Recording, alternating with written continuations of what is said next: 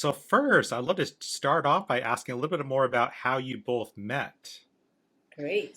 So, well, Eleonora and I met at a conference 20 years ago where we were listening to a scholar named Elizabeth Nenevi talk about how white people can support one another to walk an anti-racist journey. And Eleonora turned to me. I had never met her before and was like, "You want to do this? You want to do that? You want to do this together? We could start a group." And we started this little group. It was just Eleonora and me, my partner, my sister, and her partner. We had a little group of 5. We met on a monthly basis for years to talk about race and racism, to read books about race and racism, to practice talking about race, because I had grown up in a community where we didn't talk about race, where I really was actively socialized to be colorblind. And so by the time I met Eleonora, I was very eager to talk about race and racism. I had learned a lot about it, but I still had a lot of stumbling blocks, even just physiologically. Like, it was actually, I had actively trained to not talk about this stuff, to think it was rude to talk about it. And so we formed this little group where we practiced and we asked stupid questions and we supported one another. And that, has evolved into a friendship where we think together about where are we going to send our kids to go to school? How am I going to integrate anti-racism into my workplace? What path will I take to drive across the city of Philadelphia to get to my dentist appointment?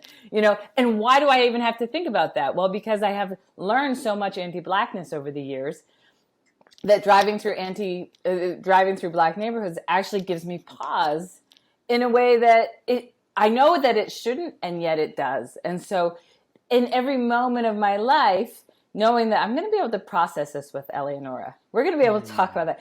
That's where that's kind of the foundation of our friendship, and that's how it's continued till today. Yeah, And go I ahead. entered the conversation. I was brought up and I was born and raised in Italy. And when I came to the United States, it was the first time that really the racial conversation became relevant to me. I was brought up in a very homogeneous country at that time. And I realized that, as an Italian, I felt very free to ask all the wrong questions, as you can imagine. And I was very promptly shut down just for asking the questions. So when I saw Ali asking all the questions and they had an entire conference when this was an open conversation, I was overjoyed to have a space to really delve into it. And as Ali said, we met prior to kids, prior to professional lives. And so we really could navigate at every step of our personal and professional lives, talking to each other and deciding, well, how are we going to actually walk an anti-racist path on a day-to-day basis? And this is not something, even having read a lot of books, that either Ali or I really could do smoothly without talking to each other or practicing or brainstorming and forming a community. So this is really what the book is about in large part. I think it's beautiful and amazing that you both, like, 20 years ago, decided to, like, do this and start having, like, very intentional, hard conversations about race. Can you talk a little bit about the feelings of being uncomfortable, making mistakes, not sure how to navigate certain terminology? Because I think that like for you to talk about that, because maybe those listening in might want to do the same thing, but are feeling very fearful about doing something like this. One of the things I've learned from Eleonora is that when we're not good at talking about race, it's not because we're bad students. It's actually because we're good students. It's because we've Mm. learned really well from a society that does not want us to learn how to talk about this. That the status quo continues pretty well as long as white people aren't asking questions about race and racism. And so, like, racism itself kind of maintains itself by when we don't talk about race, when we don't challenge it, when we don't think about it. And so, I learned not to talk about race. I learned to try to be colorblind, to try to demonstrate that I was colorblind. And as a result, I had no skill. I would go into a race conversation, even after many classes on race and racism in college, and I would still kind of stumble and stutter. And the big thing was that I thought racism was like somebody else's problem. Like, it's not about me because I'm white, and I'm not overtly racist. I don't use racial slurs. My family doesn't hate people of color. So therefore, it's not about me. It's about somebody else entirely. And I heard this quote from James Baldwin at one point who said, no, racism's not a person of color problem. It's a white person problem. It's not going to change until white people start to do something about it. And then I thought, okay, so I need to take action. But here I am. I make mistakes when I open my mouth, or I try to talk about how race and racism have impacted me. And it's like, well, I'm white, so I don't know, and I'd like kind of go off, like just trail off at the end of a sentence, like, or I try to make a statement about something I believed, and somebody would contradict me, or I'd think like that was wrong, and I'd go away from the conversation feeling this shame. And so a couple things I've gotten used to, and then I'll pass it to Eleonora, because Eleonora can listen to what I'm saying, and as a trained therapist, she can talk about what's actually happening in my body when this happens. But what would happen, what I've realized is that I'm probably always going to feel bad after I have race conversations, because I'm doing something I was actively trained not to do. Just like if I were to kind of like snap my fingers at the wait staff at a restaurant or something. Like, I would never do that. It's so rude. I don't do rude things, right? Talking about race is one of the things I was taught to see as rude. And so now what I realize is that this feeling that I did something wrong is gonna stick with me. And it's not because it's actually wrong. It's because I'm doing something that I was taught not to do. What do you think, Eleonora? Yes, it reminds me of a time during my graduate schooling where for the first time I named race and felt this guilt emerging and this shame emerging within me. And I thought, oh, look, I'm fully acculturated.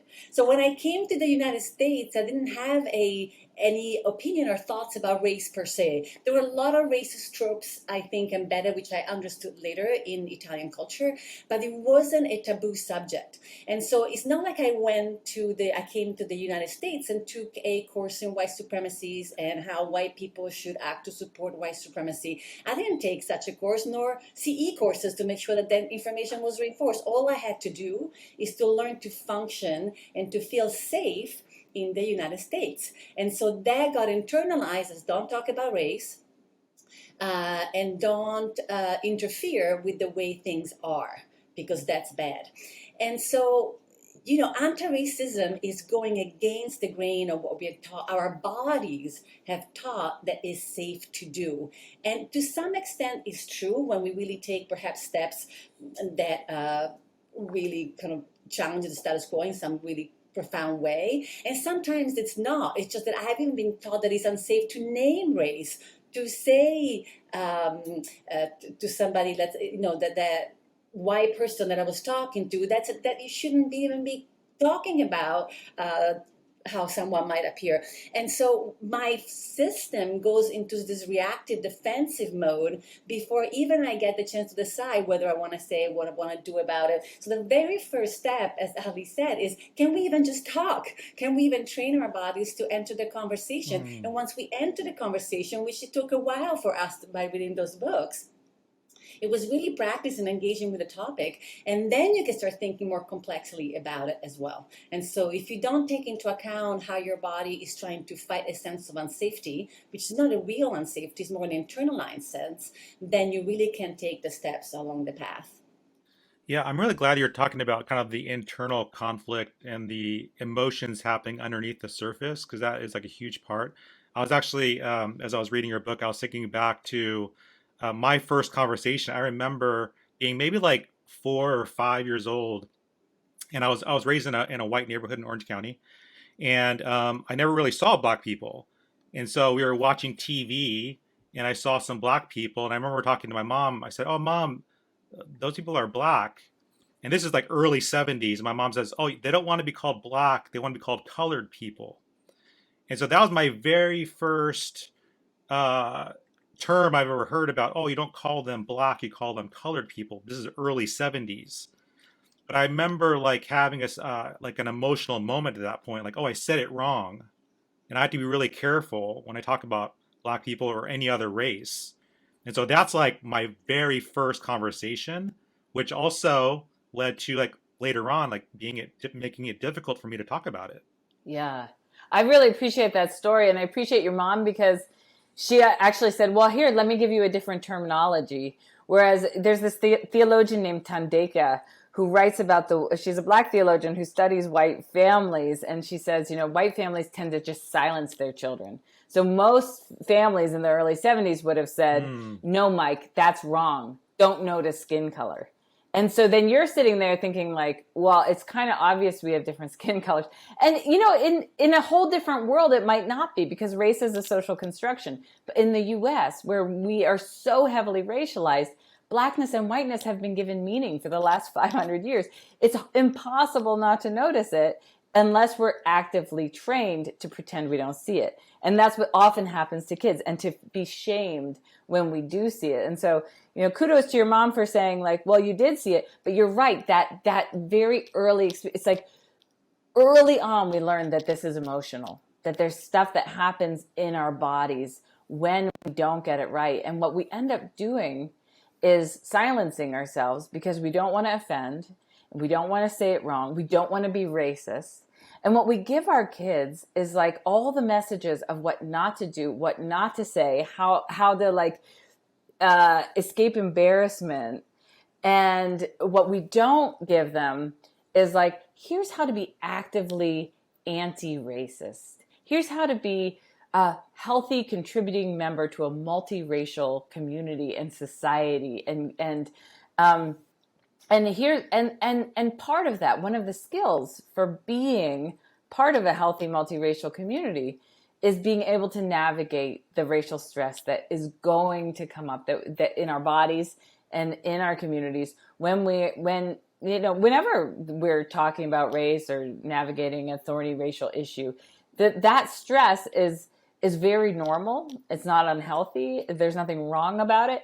But like you, I might be projecting here. I was really taught to kind of avoid that stress, and I wasn't giving skills for navigating it. And part of what we want is to support readers to have the skills to be a part of a healthy multiracial society. And because we are a multiracial society, and we're working on the healthy part.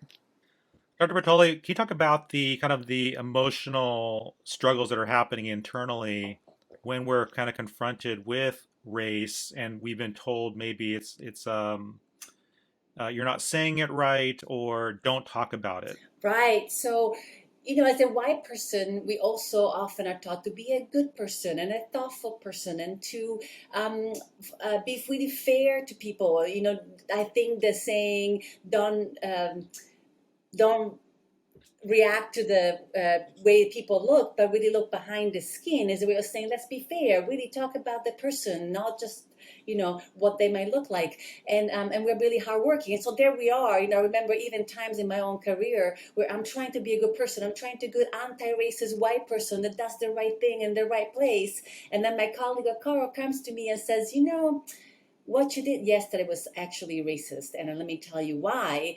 And I'm thinking, what? I was actually trying to do the opposite. I'm trying to be a fair person, a good person. And all of a sudden, I'm not really listening to my friend of color who's trying to give me feedback. I'm trying to justify that I'm a good person because I don't want to be a bad person. I'm not a bad person. And so the whole topic gets sort of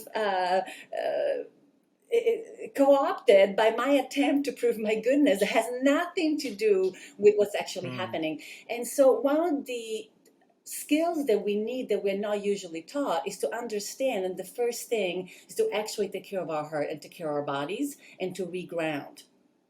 Because without that skill, your flight, fight, freeze response takes over, and that response physiologically actually shuts down the parts of your brain that allow you to empathize and learn. So there you are, all activated with no capacity for empathy or learning, and just struggling to prove yourself a good person. And so such a simple skill can actually bring your brain back into a state where you can listen, learn something new, and the two don't have to be, you can be a very good person who made a mistake. As Ali keeps saying, this is a skill, and I haven't given much practice about how to practice the skills. So of course I'll make mistakes. Now, one thing that I also feel strongly about is that in my unconscious state, even if I don't try to do anything, there's no neutrality. I am trained within a white supremacist culture, and therefore chances are I'm going to act through those lenses. So I'm already making mistakes. I don't want to minimize mistakes. I'm going to just, do anything that comes to mind. I want to be thoughtful. But if we don't make mistakes and are willing to hear the feedback, then we're never growing and walking along that path. And I think sometimes what's hard is that obviously nobody wants to make mistakes. We don't want to be racist. But when we're in that state of,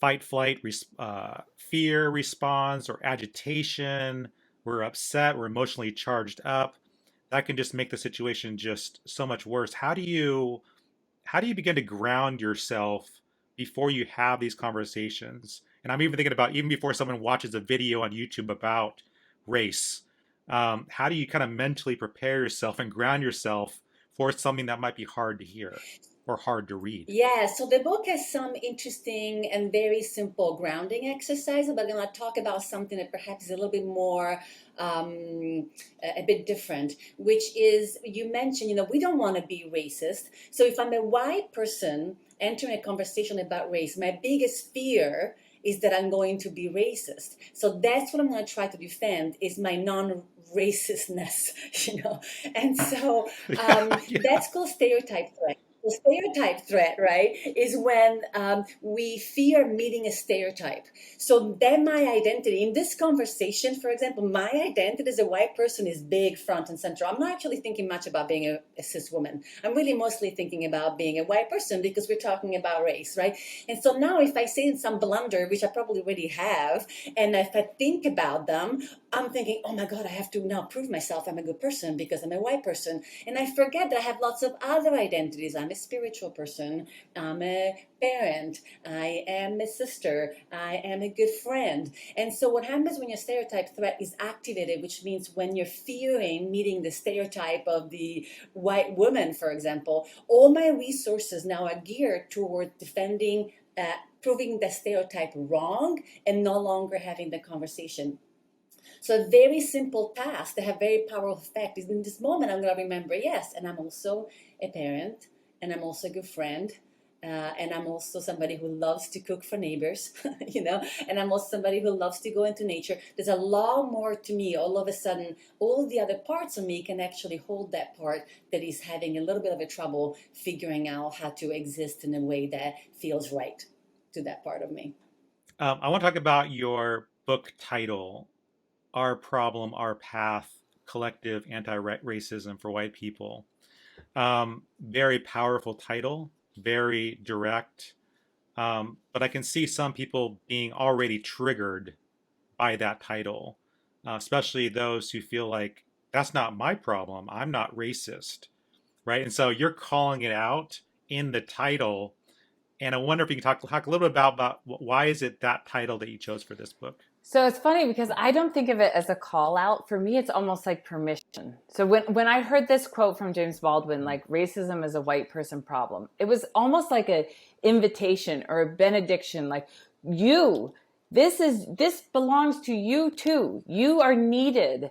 Bring what you got, basically. And for me, as a white person who felt kind of always outside of racism and racial dynamics, it was really powerful to say, no, you're part of the problem, and so therefore you're part of the solution. So you are also needed. So for me, it was more of an invitation.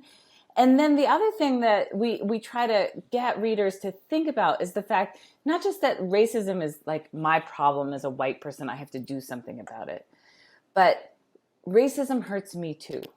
So obviously racism doesn't hurt me in the way that it hurts people of color and Native people. And there are lots of ways in which white people benefit from racism. But fundamentally, racism makes us more easy to manipulate. It makes it harder for us to build relationships across race. Our society would look so different if it weren't for the overt social and public policy, which kept us separate and also pitted us against each other in terms of racial groups for so long. There's so much power in our society that we would derive as basically a population if we weren't divided and taught not to see common cause, not to see each other clearly. And so I can name personal relationships that would look different if it weren't for racism. And I can also name whole communities I've lived in and institutions I've been a part of that would be stronger and healthier. Our whole society would benefit if racism hadn't denied education and opportunity to so many different racial groups over time. And we would look different if we honored the knowledge and experience of Native people and their sovereign tribal rights. I mean, so so our problem is really about like, not just it's my responsibility somehow, but racism hurts me too. So this is something I need to be engaged with. And the path is about not getting overwhelmed by that because it can feel like, I mean, after George Floyd was murdered, I was like, I got to quit my job. I got to go back to law school. I don't know what I'm doing. I'm not making change fast enough. I don't know how to, I just want things to be different. And a Native friend of mine said, listen, racism, like anti-racism, like decolonization it's not instantaneous. It's a practice. It's a path. You get up every day, you walk it. You try to get other people to walk it. And that's where the piece about collective anti-racism for white people comes in, because we find that white people tend to compete with one another. And so it's kind of like, if I'm anti-racist and that guy says something racist, then I'm anti that guy because he's the racist and I'm the anti-racist. And we set it up as this dynamic where we're in competition with each other and I need to win. I need to be the most anti-racist white person in the room because I need to show my credential. This is part of what Eleonora is talking about with stereotype threats. Like, I'm trying to prove myself, because if I don't, then what am I? I'm just some terrible person who's letting silence be violence and I'm not doing my part. And what we're saying is, no, we have to be strategic. If I just shame that white person over there for saying something racist, maybe I shut them up in the moment. But where does that actually get us? Because then what they find, they feel like marginalized from a community of anti-racism. They don't want to be a part of it. They don't want to talk to people who are anti-racist. They don't want to think about this stuff. It's like they develop this wall of anxiety that keeps them away from this conversation. What I want to do is not let that person off the hook, but engage with that person from the sense that, like, you said something racist today, I could say something tomorrow. At the end of the day, we're both white people living in a society structured by a racial hierarchy. I'm not better than you because I took some classes that helped me learn this. You're not worse than me. We're both just trying to figure it out. So I'm going to support you, challenge you, but from the sense that, like, that there's so much possibility for your learning, and that you have important things to contribute to this struggle too. Because at the end of the day, we don't need just one fabulously anti-racist white person per institution or per city. We need millions of white people to walk an anti-racist path for the course of their lives and to teach their children to do so. I mean, that's what it's really going to take to change our society. And so if white people can lean into each other and support one another to walk this path and to do the learning that we need to do over time, that's the strategic pathway forward, rather than thinking that I just have to, it's all about me making sure I maintain my image as an anti-racist person in that moment. Why do you think it is that we are so competitive and love to attack each other? Because I remember, right after George Floyd was killed, I got a Black Lives Matter T-shirt, and I was wearing that. And then there's a lot of xenophobia and anti-Asian racism, so I got a Stop AAPI Hate T-shirt as well, and I'm wearing them on my bike rides. Then I was hearing complaints about virtue signaling, and I'm like, gosh, I'm like, I'm not trying to do anything. I'm just trying to raise awareness to some issues that I care about. But I feel like there's so much fighting, and yeah, I don't. Either you could respond to that one. Oh, So that's a classic fight response. So what Ali was saying, I'm going to quit my job and I'm going to actually go to law school, or I'm going to shut this person down. your system feels threatened. You're clearly in distress. So how do we, our empathy puts us a little bit in the shoes of somebody else. So we have to actually be able to hold what that emotion feels in our body. Otherwise, we feel so overwhelmed by that emotion or the grief, even in that moment, in your case, Ali, that you went into, I'm going to change this. I'm going to change this. You're not actually sitting and holding it and strategically thinking about what to do. You're trying to get rid of the feeling as soon as possible. The discomfort of the horrors of watching racism, and your fight reaction was, I'm going to law school, or I'm going to really shut down this person. And so what also white people are not taught to do is to grieve racism. The moment we don't think it's our problem and it doesn't pertain to us, we don't see how it hurts us, and we numb to it, and so we don't grieve it, and that makes us even more susceptible to be overwhelmed by it and have flight, fight, freeze reactions to it. Yeah, I think also in terms of the t-shirt, I love that example, Mike, because I have felt that, like, I actually had this experience where I wanted to make sure to reach out to colleagues of color after George Floyd was killed, particularly, of course, to my Black colleagues, and to write essentially condolences, to really say, I'm connecting with you around this. And there were some really important connections that happened through that, where I honored people's grief and shared my own. And then a year later, I started seeing that kind of action be mocked on sitcoms, where it's like, oh, another colleague telling me they're sorry Black people are being killed. There's like, everything is mockable. Everything is mockable. And then when we read stuff about virtue signaling, I think that it's easy to feel like, oh, that's about me, because I'm reading online and I'm like, oh, but the thing is, like, the virtue signaling that somebody's referring to online may or may not be about me. So there's a piece of me that needs to listen to that and say, like, am I virtue signaling? Am I just trying to prove where I stand so that people will see me as not racist? Like, am I just trying to differentiate myself from the racists and I'm the not racist? Or am I doing what Reverend Angel Kyoto Williams says, is showing my love in public? Because I imagine there are also people in your life who are so grateful to see the t-shirts that you are wearing.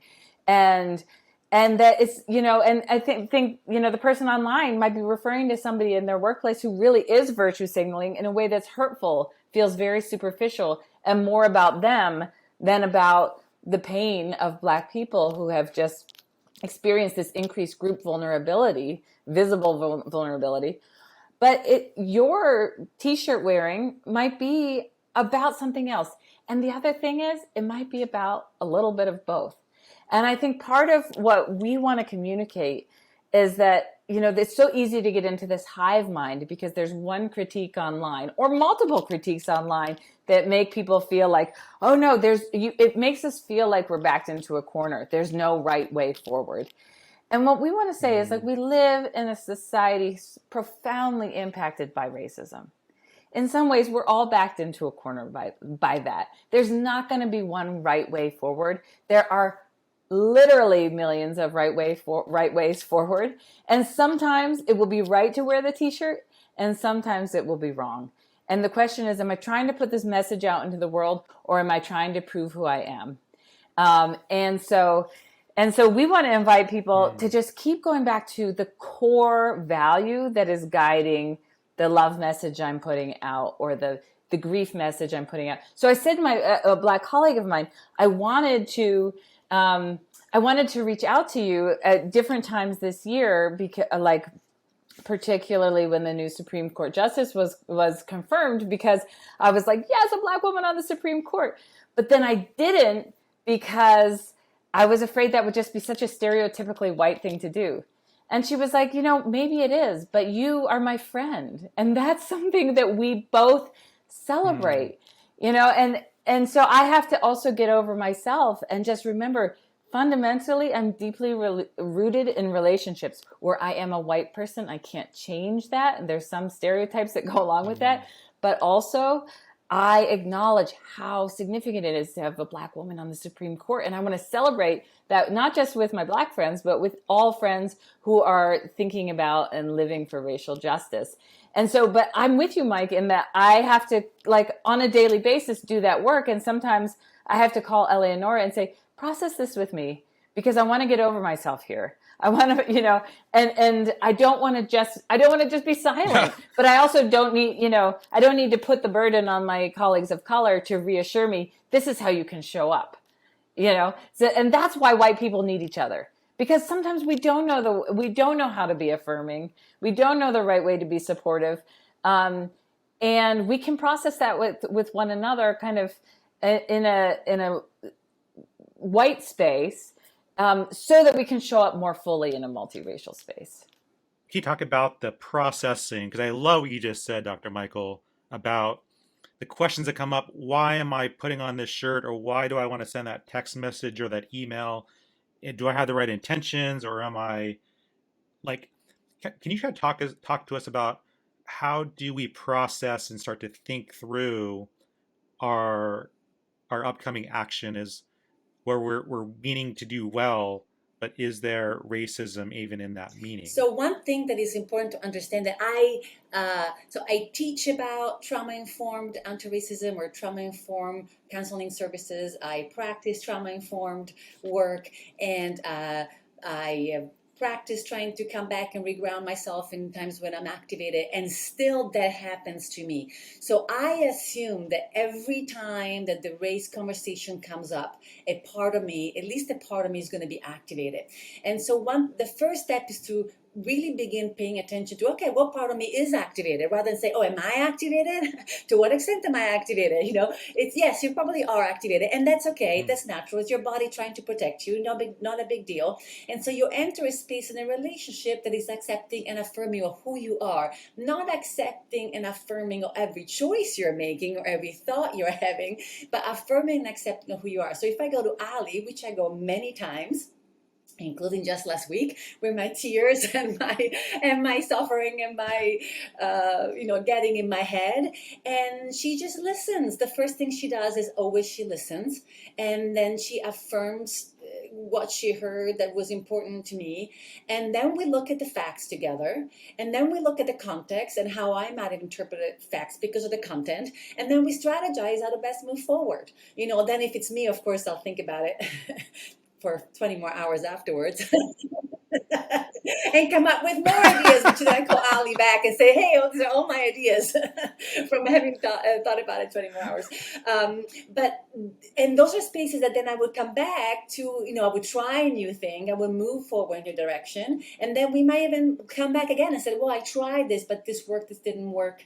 What do you think? Oh, in my experience, this happens, or yes, when I get into that impasse, is what I do. Try it in the other way. It's really a brainstorming, but it starts from a place where we welcome each other as people, as humans trying to do the right thing. I'm gonna be flawed. I'm gonna be reactive. I'm gonna do stereotypically white behaviors. Absolutely.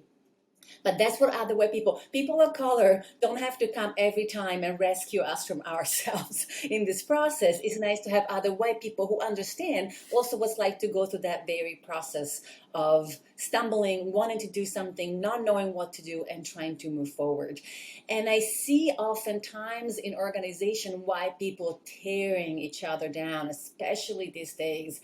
And there's no one that can do it right enough. White people are trying to outright each other, out-call out each other, and that's just not helpful. It makes the problem more stuck. The process is more stuck, and it doesn't actually address what's going on. Understanding that we are all embedded in this structure that we can so easily extricate ourselves from and operate outside of. We are always going to be partially operating inside of it as we are transforming it.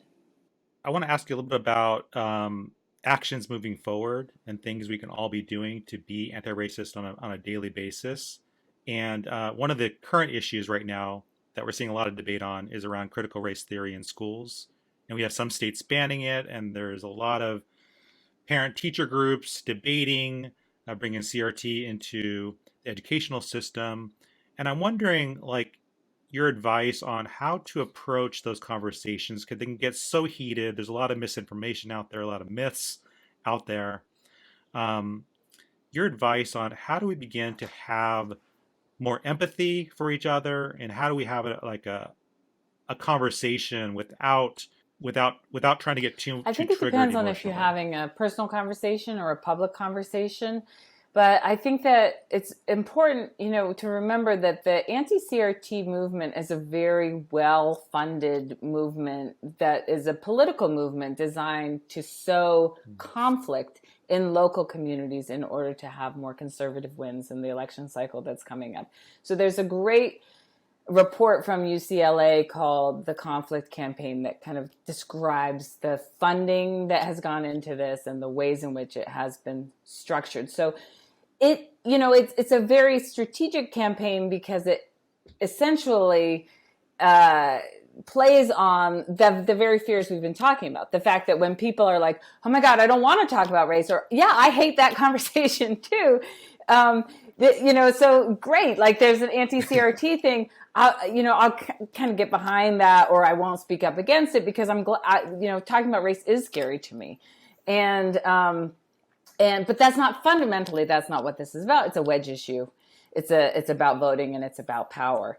And I think that one of the things the African American Policy Forum really recommends is that we talk about what we stand for, because the anti-CRT movement is about a couple talking points. So if you go to any of the school board meetings, or if you read about some of the places where there's an anti-CRT sentiment, there's some very clear talking points that show up.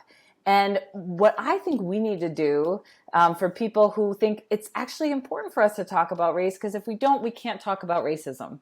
And because it's a part of our history, is to say, like, what do you believe? And we don't need complex talking points. It's like, I am pro-truth. I am pro-truth. I want to hear the realities of the complex human beings around me. That includes people of color, Native people, trans folks, gay and lesbian folks, women. I want to hear about their realities and how to build a society that's big enough for all of us, because at the end of the day, there is enough for all of us to be a part of it. I want to talk about, I'm pro-unity. I'm pro-unity. I'm pro-community. I'm pro-history. I want to hear it's funny because we talk about how people think like history, we're changing history. It's like with this modern rendition of history that includes all the stories from people of color. And if that doesn't align with what you learned, then it must be wrong. And I think about taking my kid to the zoo, and there's this special exhibit on dinosaurs. And I'm looking at these dinosaurs. I'm like, I did not learn. I grew up in Pittsburgh with the Carnegie Museum. I've never heard of any of these things. Like, the dinosaurs have feathers. There's 30-foot birds. I mean, what we know about dinosaurs is so different from what I knew in the 80s. Right. Like, this is, because our knowledge changes and we know different things about history now. I'm pro-history. I want to hear those stories, the things that we now know about history that we didn't know before. And so what I really encourage people to do is like, for white people in particular, like, we're really good at being bystanders. If you look at our history of the civil rights movement, it wasn't only people of color. There was not only black people in the civil rights movement. There were some white people, there were some people of color who were not black in that movement. But by and large, white people were mostly looking on. I mean, if we weren't actively perpetuating the racism of Jim Crow, we were looking on. And so what we want to say is, like, try everything. I think about that Shakira song from Zootopia. Try everything. Go to the meeting. Speak up. Say what it is you're about. And that's all it has to be. It doesn't even have to be contradictory. This is what I stand for. And if you're one-on-one in a conversation with people who are anti-CRT, listen to them. What is it they're afraid of? What are they struggling with? What is it they want? Because the chances are good that you want it too. We have to remember that the anti-CRT movement is about sowing local conflict. So when we just dive into the local conflict, in some ways, we're playing into the strategy that we will fight each other. So if I can listen to you, affirm your fears, hear your fears, talk about what I'm about, and let you know that, like, I fundamentally want to be in community with you, want to build community with you that's going to be safe enough and big enough for all of us, then I'm working against the campaign. So So try everything, say what you're about, take the risk that you might be wrong, and then open yourself up to the feedback. So Mike, tell me, what did I get wrong? Trusted colleagues of color, Native colleagues, what did I get wrong? And I'm not going to get crushed by your feedback. I'm going to take it in, and I'm going to do better next time. But if we don't create that draft, if we don't take that first step, then we don't even have anything to get feedback on. And so that's like, we're not going to do it perfectly. We know we're not going to do it perfectly. It would be better if we could. But since we can't, we got to just kind of take that first step, take in the feedback, keep growing, and keep moving together. And then when we're down and out and I'm like so sad and demoralized and frustrated, I'm going to call Mike. I'm going to call Eleonora. I'm going to say, listen, I'm feeling really frustrated. I'm getting it all wrong. Help me out here. And then I'm going to feel better in a couple of days. And what I've done there is I've navigated racial stress. I've navigated political stress, which is all inevitable. And I'm still standing. That was really, really good. Gosh. So I know we're coming up at our time. I want to ask just another question around, for those listening in, for parents that are looking to raise anti-racist children, your advice on how to have those conversations at home and things to be talking about with our kids. So the book has a 2 whole chapters on this. For people who don't have kids, it's also about how all of us are socialized. So it can be useful for people with kids or without.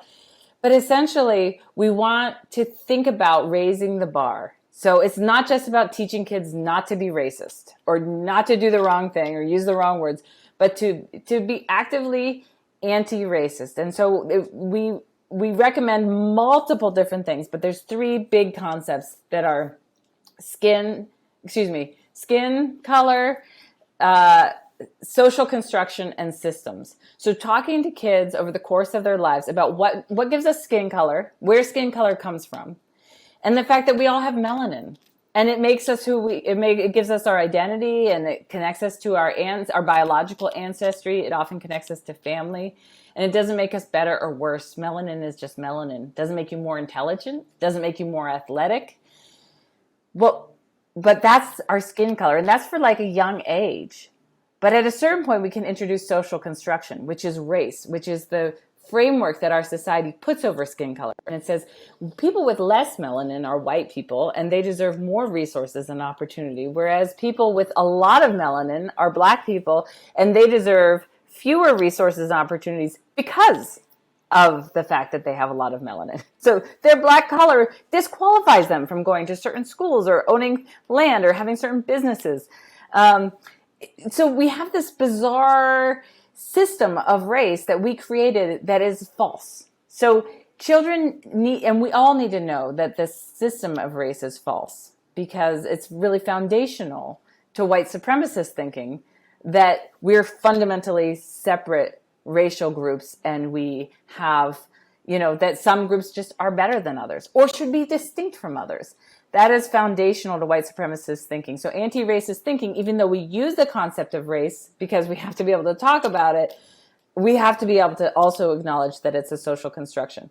So in the book, we talk about how to talk about this with kids in ways that are really accessible. That it's skin color, social construction, and then systems. It's systems, banking system, mortgage system, education systems, businesses, government, that make race real, that really solidify those differences, and then codify them so that the average white family has 10 times the net worth of the average black family, not because they're more intelligent or they're inherently better homeowners or something like that, but because of housing policy throughout the 20th century and access to education, access to things like the GI Bill, that gave benefits and access to resources and opportunities to many, many white people. And so we try to explain some of this history so that people can understand the ways in which those 3 things line up. And then we give simple examples, like, when my child is painting and they mix all their colors together, I used to say, "Oh, don't do that. You're going to make brown." And now I try to say, oh, look at that beautiful brown that you're making. What would you call that brown? Because I realize how much we denigrate black and brown as colors as a society. So there's like tiny ways we can do it as parents, and then there's big ways. Ultimately, we want to raise kids who are not colorblind, who are able to talk about how race is part of who they are and is part of who their friends are and is part of their experiences, and to be able to see that they live in a society that isn't fixed, that they can contribute to changing. So if they're a white child, they don't have to live with this definition of whiteness for the rest of their lives. If they think our society is oppressive and they want to change what it means to be white, they have the power to do that as a white person. So we want our children to feel empowered to make change, not just by marching. Marching is one thing, but through lots of little ways that they can speak up, where they can listen, and they can also counter some of the racial misunderstandings that we have in our society. And Ali wrote many great books. One of the great books that she wrote is Raising Race Questions. And at a very micro level, I think a lot of parents they themselves don't know as much as they would like to know to be able to teach it to their children. So some of it, of course, the book guides to do that. But it's also so important for parents and for teachers and for friends or for any of us, just like we did in our group, to wonder together. Teach your kids to wonder together. How can you model showing up in an anti-racist way the best you can, as you are, where you are. So fumble with them, in front of them. Discuss how you might have, maybe you thought about this again. Maybe, I got the feedback. That's right. That probably wasn't how I wanted to go about that. I remember one time my daughter heard something in a book, and she said, well, that's what I would have said. And I had a little bit of an inkling that there was something wrong with that. But I said to her, you're right. I think I would say that too. I don't know. Let's think about it together. And then we discussed it for a while. We came up, oh, yeah, I could see how that's patronizing. That's interesting. And so we sort of figured it out as we went along. So you don't have to have the book memorized to be able to raise children. You just have to have the willingness to ask the question with your children and then find the answer together and then try new things together, just as you are, exactly where you are. You can start. You don't miss anything to start on that path. You have everything you need to do that. Well, I want to thank you both for coming on the podcast and for writing a fantastic book with tons of practical steps that we can all take to be anti-racist, both inner and outer. That was one thing that I thought was really unique about this book, is not only do you see actionable things and ways to be intentional, but also inner processing and also changing our thinking. I thought having both of those things combined in your book is fantastic. So thank you so much Mike. Thanks for the your work book you're and for coming doing. on the It's show. so powerful. And I can't wait to forward your podcast to so many people I know who are asking questions about how to help make the church more of a space where everybody feels belonging. And I'm just so grateful to you for the work you do. Yeah, what a beautiful conversation. Thank you for having us and asking such poignant questions. Really beautiful. Thank you. Thank you so much for listening to this episode of the Delgado Podcast. As always, you can get the show notes, video links, and resources mentioned in this episode on my blog at mikedelgado.org. You can also get updates to new shows and get access to the full archive of past shows by following the Delgado Podcast on YouTube, Instagram, Twitter, and TikTok. And if you ever have suggestions for future topics or guests you want to hear from on this show, please reach out. My email is delgado@ucla.edu. Thank you so much for listening, and we'll chat more next time.